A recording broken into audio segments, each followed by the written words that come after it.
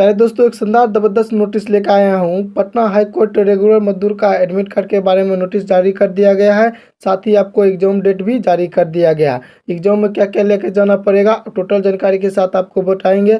Exam pattern क्या होने वाली है, इस वीडियो को अंत तक जरूर देखिएगा। देखिए ये ऑफिशियल वेबसाइट है। इस पर आपको 8 मई को देखिए निकला गया है नोटिस। इस पर आपको क्लिक कीजिएगा, व्यू का ऑप्शन दिया गया है, इस पर क्लिक कीजिएगा। क्लिक करने के बाद देखिए इंटरफेस आएगा। उसके बाद देखिए ऐसा इंटरफेस निकल कर आएगा पीडीएफ के रूप में, आप देख लीजिएगा और मैं आपको वीडियो बना के बता रहा हूँ और ए टू जेड जानकारी के साथ बताऊंगा। तो देखिए ये इंग्लिश मीडियम में आपको पीडीएफ खुल के निकलेगी।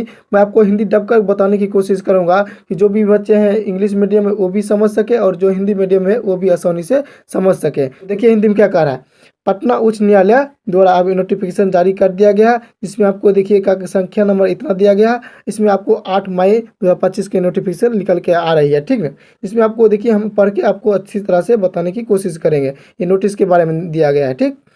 सर्व संबंधितों को सूचित किया जाता है कि नियमित मजदूर भर्ती परीक्षा 2025 ज्ञापन संख्या इतना के अंतर्गत लिखित परीक्षा ओमार आधारित एमसीक्यू प्रकार दिनांक 22/6/2025 रविवार को पटना स्थित विभिन्न परीक्षा केंद्रों पर एकल पाली में आयोजित की जाएगी। कहने का मतलब ये हुआ जो आपको एग्जाम होगा वो आपको पटना में होने वाली है और पटना में अलग अलग शहरों में आपको एग्जाम होने वाली है, अलग अलग केंद्रों पर। ये आपको एग्जाम जो होगी वो आपको देखिए 22/6/2025 को होने वाली है, रविवार के दिन होगा।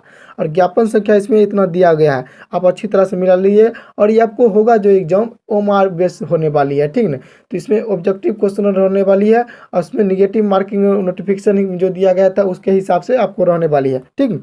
उसके बाद अगर देखते हैं पात्र उम्मीदवारों के प्रवेश पत्र निर्धारित परीक्षा तिथि से 1 सप्ताह पहले उच्च न्यायालय की आधिकारिक वेबसाइट पर अपलोड कर दिए जाएंगे। कहने का मतलब ये हुआ जो आपको एडमिट कार्ड जो डाउनलोड होना शुरू होगा एग्जाम जब होगा, एग्जाम से 1 सप्ताह पहले आपका एडमिट कार्ड होना डाउनलोड शुरू हो जाएगा। कहने का मतलब ये हुआ 22 तारीख से जो आपका एग्जाम है उससे 1 सप्ताह पहले आपका एडमिट कार्ड डाउनलोड होगा। और कैसे डाउनलोड होगा तो ये इसका वेबसाइट है, इस वेबसाइट से आप डाउनलोड कीजिएगा। इसमें सब चीज़ दिया गया है, अच्छे से समझिए और पूरा वीडियो देखिए कि एक भी नोटिफिकेशन के बारे में आपको गलत सूचना ना मिल सके, ठीक है। मैं चाहता हूं कि बच्चों को अधिक से अधिक जानकारी देने की कोशिश करूं कि कोई भी बच्चा गलत नोटिफिकेशन ना पढ़ सके या किसी बच्चा गलत नोटिफिकेशन के हिसाब से ना चल सके। इसलिए मैं आपको अच्छी तरह से बताने की कोशिश करूंगा, वीडियो अंत तक देखिएगा, ठीक ना।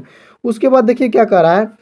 न्यायालय की वेबसाइट पर उपलब्ध कराए जाने पर निर्दिष्ट लिंक से अपने प्रवेश पत्र डाउनलोड कर सकते हैं। कहने के मतलब ये हुआ जो वेबसाइट पर आपको दिया जाएगा उसके हिसाब से लिंक दिया जाएगा, उस पर आप जाकर डाउनलोड कर सकते हैं, ठीक।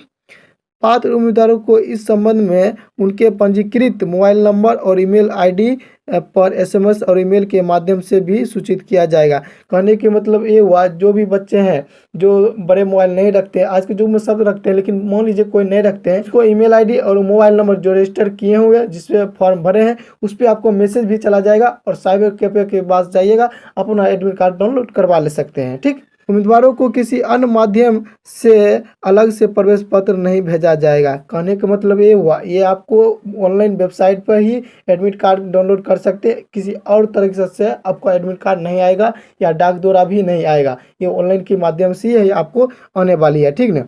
अभ्यर्थियों को आवंटित परीक्षा केंद्र अंतिम होगा तथा परीक्षा केंद्र में परिवर्तन के संबंध में कोई भी सूचना स्वीकृत नहीं की जाएगी। कहने का मतलब ये हुआ कोई भी बच्चा चाहते हैं कि मेरा एग्जाम डेट इतना है लेकिन उसमें भी कोई चाहते हैं कि यहाँ मेरा सेंटर नहीं होना चाहिए, किसी और जगह सेंटर होना चाहिए, इसके बारे में आपको कोई सूचना नहीं मानी जाएगी। ये आपको कोई भी कितनों भी भेजिएगा रद्द कर दिया जाएगा।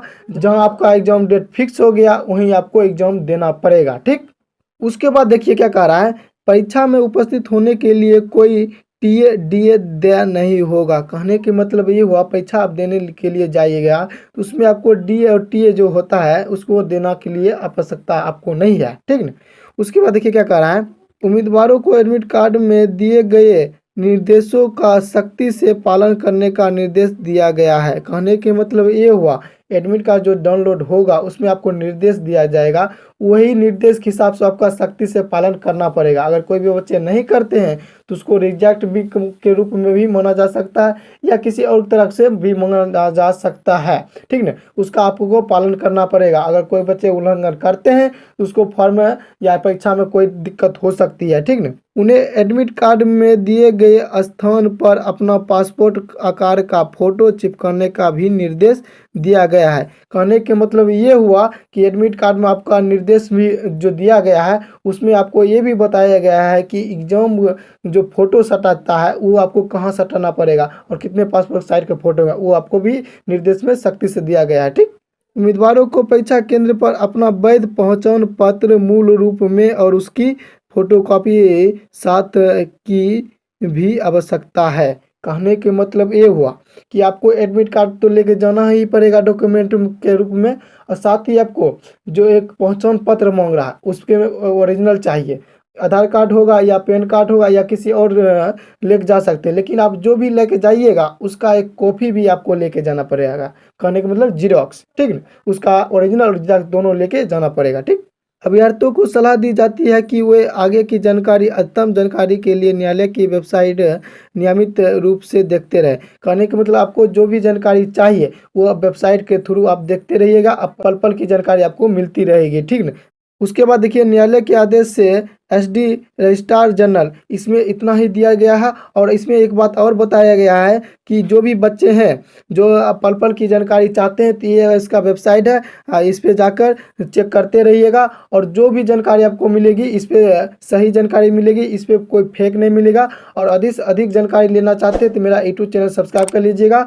बेस्ट जानकारी के लिए इस चैनल पर आपको बताई जाएगी। और मिलते हैं नेक्स्ट क्लास में। Thank you for watching. जय हिंद दोस्तों।